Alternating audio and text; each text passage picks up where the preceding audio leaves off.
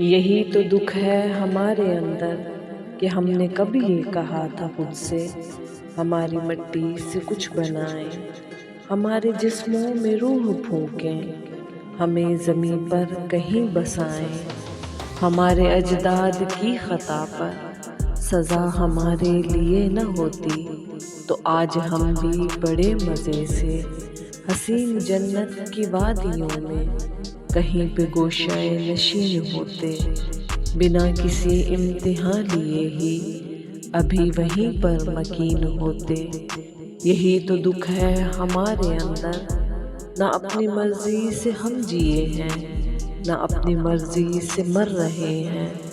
अज़ियतों में गुजार कर भी हयात को हम तेरी ज़मीं पर, वो हम हैं कि जो तेरी अदालत में पेश होने से डर रहे हैं।